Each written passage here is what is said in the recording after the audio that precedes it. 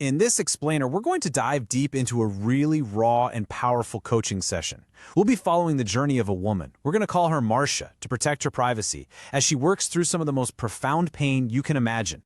And this is where we start, with Marcia's own words. Just take that in for a second.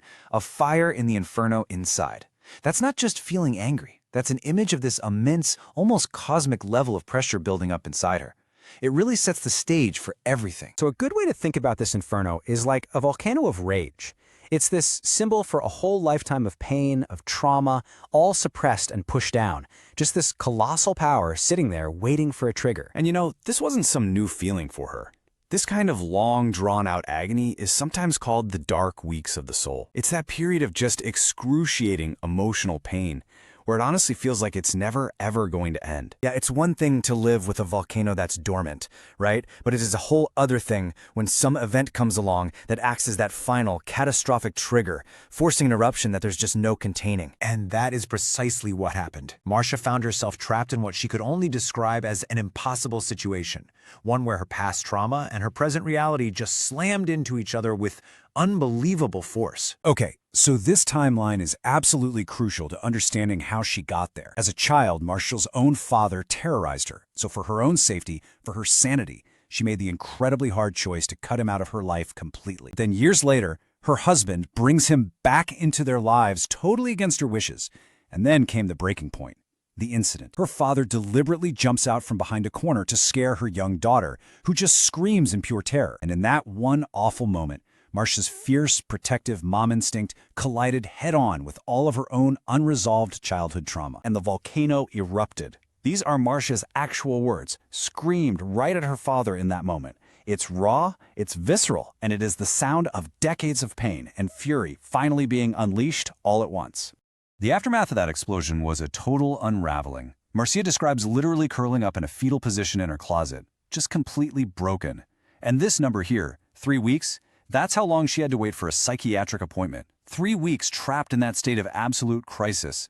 And right here, this is where the entire session pivots.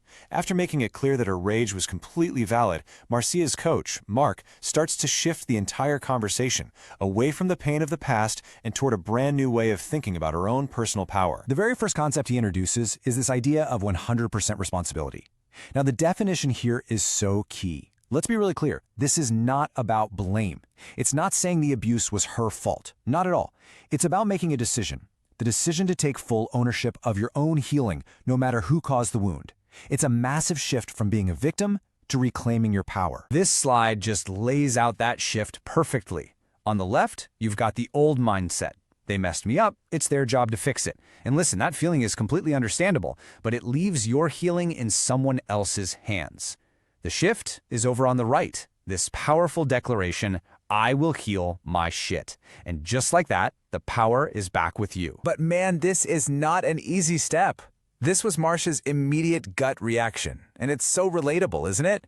When you've been so deeply hurt, so unjustly wounded, being asked to take responsibility for cleaning it up can feel like this crushing, impossible burden. So, building on this idea of responsibility, the coach introduces a second concept that takes things to an even deeper, almost spiritual level. This is the provocative, mind-bending question Mark puts to Marcia. What if? What if the absolute worst events of your life weren't just random, cruel acts? What if, on some soul level, you actually agreed to experience them for your own growth? I mean, that is a radical reframe. This whole concept is called the soul's curriculum. The theory, in a nutshell, is that your life is a series of lessons that you chose for yourself. From this point of view, all the hardships, they're not meaningless. They're actually intentional lessons designed to help you transform your deepest pain into your greatest purpose. And then Mark brings it right back home, connecting this huge concept directly to Marcia's life. He suggests that maybe, just maybe, her horrific experiences were the very curriculum that forged her incredible, almost miraculous ability to be a source of profound love in the world. A love she never actually received herself. Which leads us to the final, powerful integration of the whole session. How do you bring together two forces inside one person that seem like total opposites? Her unbelievable fury and her profound compassion. So first you have this, the raw, unfiltered truth of her righteous fury. A rage so big that her mind goes to the most extreme places you can imagine. This is the volcano, fully present and accounted for. And yet, this is what her own daughters say about her. In what seems like a total contradiction, you have this incredible testament to her capacity for deep, healing love. So how can these two things possibly exist in the same person? Well, the session reveals they're not opposites at all. They are two sides of the very same coin. On one side, you have the volcano, a completely justified, righteous rage against all the injustice. And on the other, you have her core, this innate, almost miraculous ability to create and be profound love.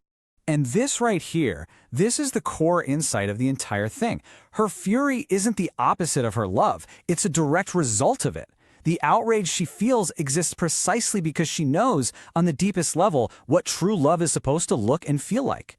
In a way, her rage is the fierce protector of that love. And that's the question we're left with. What happens when we stop fighting these different parts of ourselves? When we stop seeing them as a war and instead see them as one integrated whole? What kind of power gets unleashed when the fierce protector and the profound lover become one? It's a question not just for Marcia, but really for any of us. You can find the source for this explainer at the link you see on your screen. Thanks so much for watching.